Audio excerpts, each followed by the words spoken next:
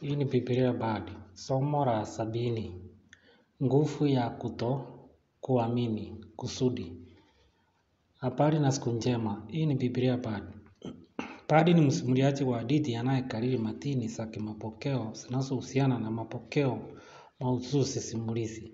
Niko hapa kukariri na kukuza kile fasihi ya Biblia inasema kuhusu nani ni Mungu na nani ni mwanadamu. Somo.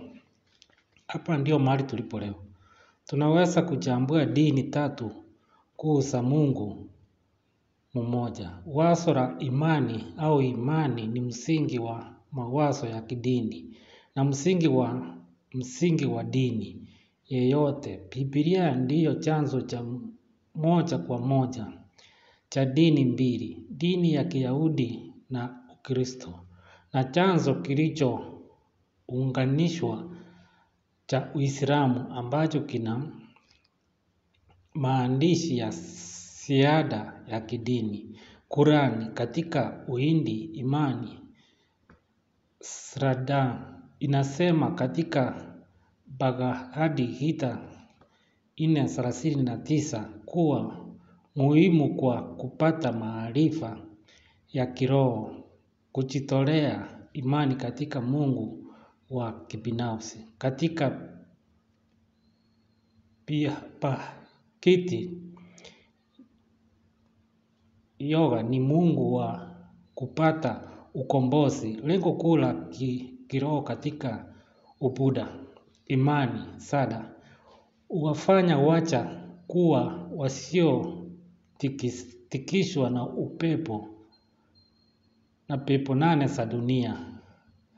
Anguttara Nikaya 4:50.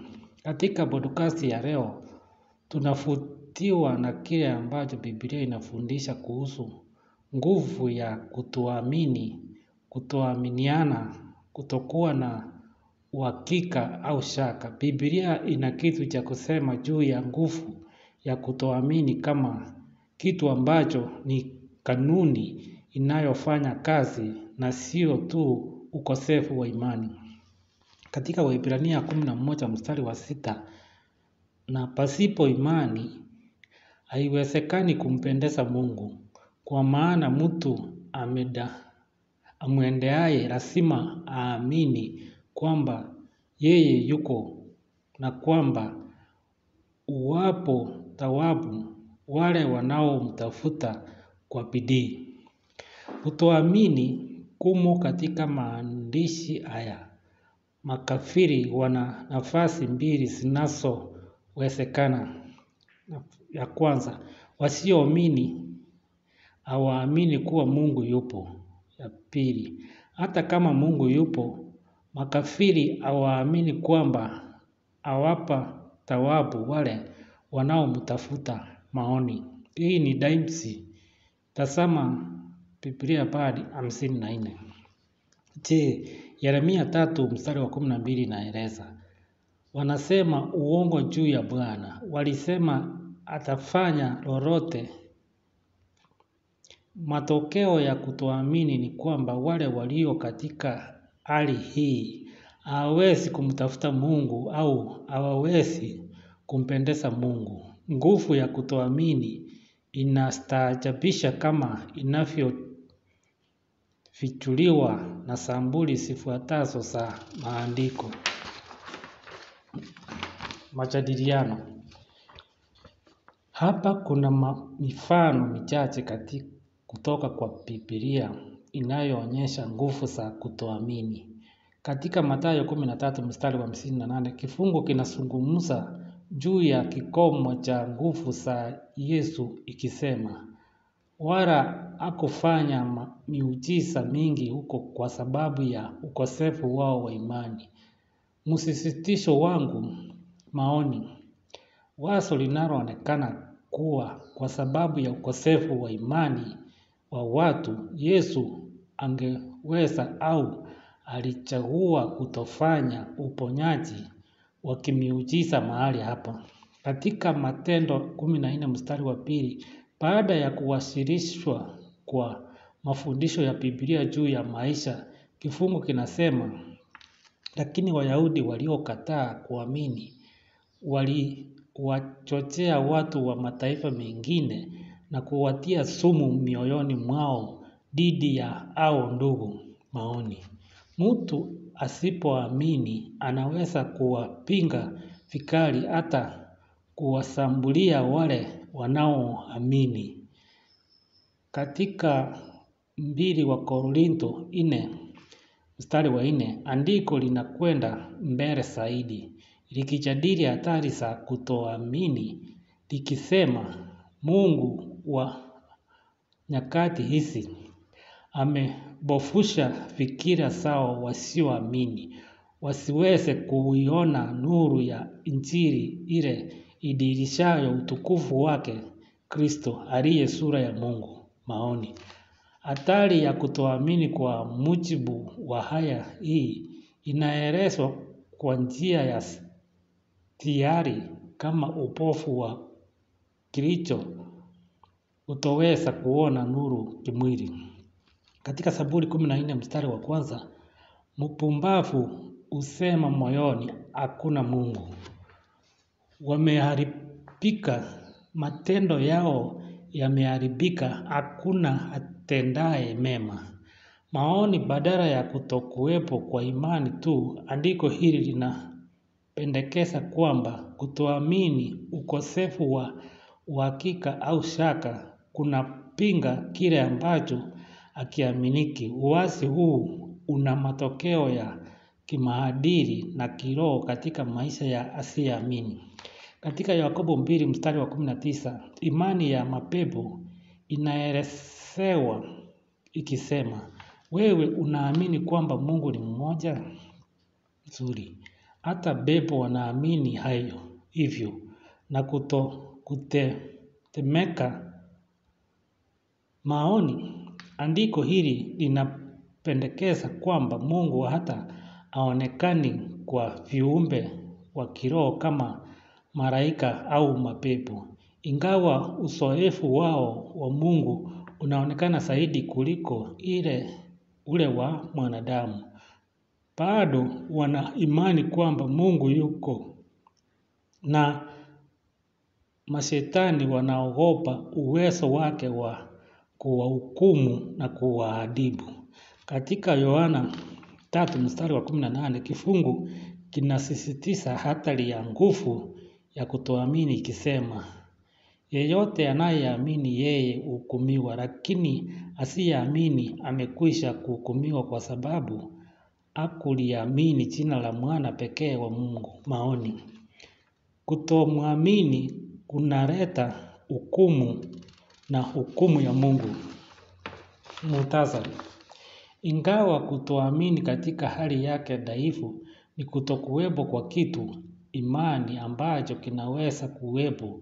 Kutokuwepo kwa imani hakupaki kuwa rahisi. Kuna maendeleo kama inavyopendekezwa na yafuatayo. Ya kwanza, passive agnosticism. Kutokuwa na uhakika ni awamu ya mpito kati ya kutokuwepo na imani tu na kutokuamini kwa nguvu hata kwa fujo. Ya pili, shaka. Unapendekeza kutokuweza kukubali imani ya kidini na kwa hiyo kuhoji imani zilizopo. Ya tatu, kushuka kunaongezeka kwa kutokuwepo huko kwa imani. Mtazamo ambayo zaidi kuelekea kile ambacho hakiaminiki inadai uhalali wa aina fulani. Kawaida hauwezekani kufikiwa kwa kuamini kwamba kunaweza kushinda shaka na kutokuwa na uhakika. Ya 4, ukaidi ni hali ya mwisho ya kutoamini ambapo ukosefu wa imani unakuwa ni ukanusho mkali wa kitu cha imani. Nguvu ya ukafiri ni mwendo wake kutoka katika ukosefu wa imani tu hadi kwa ukaidi. Ukanusho wa kichokozi au upinzani wa kimwili kwa maudhui ya imani, sehemu ya kimaadili ya kutoamini kwa mujibu wa kifungu husababisha kuharibika kwa asiyeamini kimaadili na pia kiroho. Tazama Biblia Bard 56. Kwa nini Wakristo wameteswa? Hitimizo.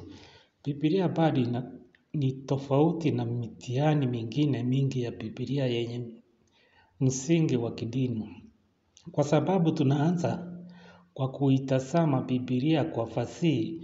Kwa hiyo mbinu hii ni ya kufuata maneno maandishi, uzingatia kama data inavyoweza kukusanywa na kupangwa ili kutoa hitimizo linalofaa. Kanuni ya pekee inayoongoza ni uthabiti. Kuelewa mstari katika muktadha haupaswi kupingwa na mistari mingine katika muktadha huo. Mawazo ya kidini ya kawaida huwa ya kupunguza kutoka kwa kanuni za jumla hadi hitimizo maalum. Kwa mfano, ukarini huchukua wazo la ukuu wa Mungu kama jibu la kina zaidi kwa swali la nani mwanadamu. Kutokana na kanuni hizi mbili, tunahitimisha kimantiki kwamba kwa kuwa Mungu ni mwenye enzi kuu, mapenzi yake hayawezi kupingwa. Kwa hivyo kifo cha Kristo kinafaa tu kuwa wale wanadamu wateule ambao Mungu amewachagua. Mantiki ili inahitimisha kwamba mwito wa Mungu wa kuamini injili yake unafanywa kwa wale tu ambao unawachagua kuwaokoa kutoka miongoni mwa wanadamu. Hii ni aina ya mawazo ya kiteolojia ambayo hufasiri vifungu maalum vya maandiko ili kuendana na kile inachokiona kuwa kanuni za kwanza.